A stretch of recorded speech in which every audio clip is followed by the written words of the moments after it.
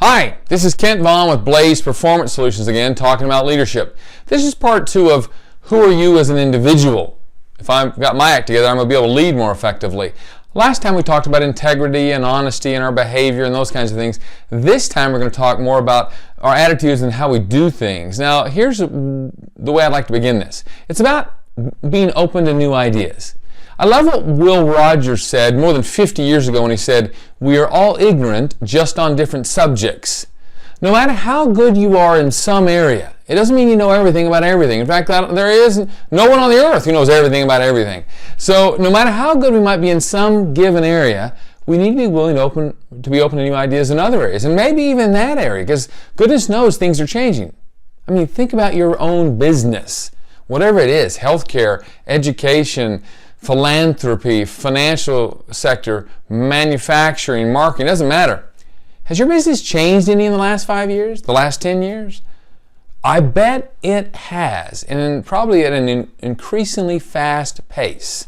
So we've got to be open to new ideas. We've got to be willing to listen to others. One of my business partners is Brian Cox. Brian Cox is 20 years younger than I am, and he sees the world a lot differently, and it's fantastic. Because he has ideas and insights that I would never have thought of. And every once in a while I have one he hasn't thought of. But there's real synergy that comes from these different approaches and different ideas. The same thing with anybody else you have in the workplace. Someone from a different part of the country, different part of the world, of different gender, different background. People see things differently. And isn't that great? Yes, it makes it difficult if you're trying to have homogeneity, meaning everything's the same. And maybe there are times when that's appropriate. But in most cases, we need a lot of different viewpoints and a lot of different perspectives to be successful. Now, eventually we've got to make a decision, and so there's an old saying that says, I don't have to have my way, but I have to have my say. So you let everybody have their say, but in the final analysis, you got to make a decision. It may be that it's left up to the leader to make the decision. The most difficult leaders are the ones who won't make a decision for all kinds of reasons. So I've got to be open to new ideas, but I also have to be willing to make a decision. Now, with this idea about new ideas, I'd like you to think about being innovative and agile, being able to make changes and do things differently. And think about something Alvin Toffler said. He's a futurist, and he said, "The illiterate of the 21st century will not be those who cannot read and write. The illiterate of the 21st century will be those who cannot learn, unlearn, and relearn." Now think about how many things that you've had to relearn over the years because things have changed. Now, I don't mean foundational principles like being honest and having integrity and those kinds of things, but I mean you can deposit a check today without going to the bank. Isn't that kind of cool? You can pay virtually all your bills online. I mean, there's all kinds of things you can do. I ordered 2 days ago from Amazon a part to fix my dryer, my wife's dryer, I guess it's our dryer, from Amazon. I got it shipped the next day for less than half the price of what it would have cost locally. And by the way, locally, they didn't have it in stock. I mean, where else can you do that? When else could you do that? Go back 10 years ago, that wasn't happening. Amazing. And last night, in less than an hour, I had the part replaced. It's pretty easy. I could even do it. Why? Because there was a YouTube video that showed me exactly how to do it.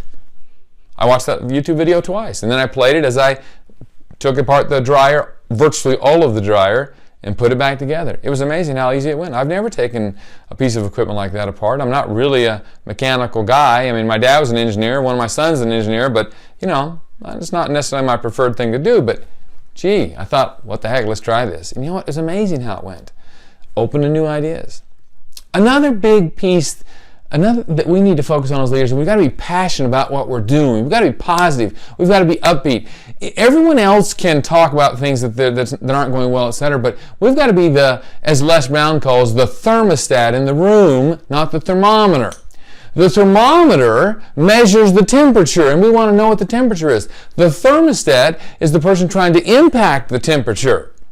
I'm going to raise the temperature. I'm not going to be a thermometer. And on our teams, are we raising the enthusiasm, the passion, the upbeat, the excitement about what's happening on our team? I hope so. I hope we're bringing our best every day. Because it's pretty hard to expect our team members to be doing it if we're not. And if you're not the leader, same thing.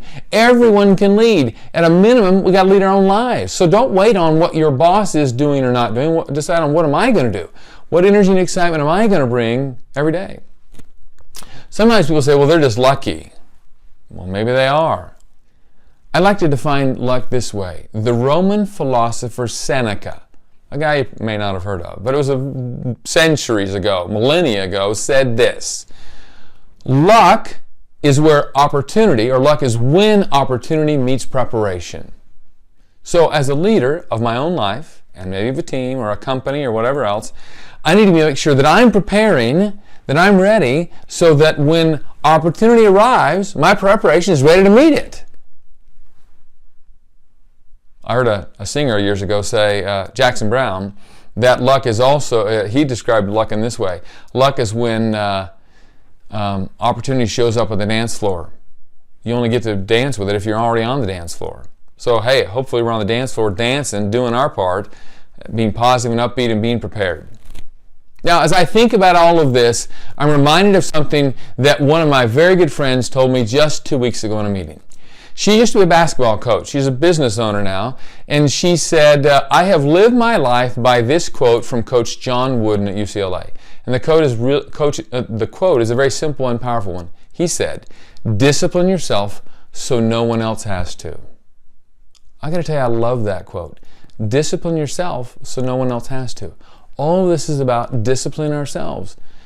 To be passionate, to be upbeat, to be open to new ideas, to be innovative, to be luck seekers because we're preparing every day. Discipline ourselves to do those things. If it's not your typical MO, then work on it. Get help. Try it. Watch videos like this. Read books, etc., etc. Now, as I think about all of the things we've talked about, who you are as an individual so you can be an effective leader, I'm reminded finally with a quote by General Norman Schwarzkopf. He said something really interesting. In fact, I'm going to read it.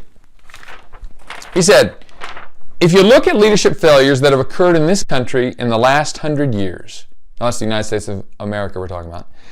If you look at leadership failures that have occurred in this country in the last 100 years, 99% of all those failures were failures in character. They were not failures in competence. Now, what does that mean? I'll tell you what I think it means. It means that there are people that lost their way, that forgot who they are. I mean, there are so many we could read from the news: Enron, Kenneth Lake, Kozlowski, Petraeus, many others, and I don't want to offend anybody, but there are lots of examples of this. Failures in character. Who they are, what they stood for, what was important to them, living by their values. Not did they have the skill sets, the competence. In the final analysis, I hope to have both. I'm working on it. I hope you are too. But if I have to choose, don't choose giving up character. Don't give that up. Because in the final analysis, your word is your bond, whether you think it is or not. Good luck to you. I so appreciate your time and commitment to spend a little time with me talking about leadership. Again, this is Kent Vaughn with Blaze Performance Solutions. Have a fantastic day.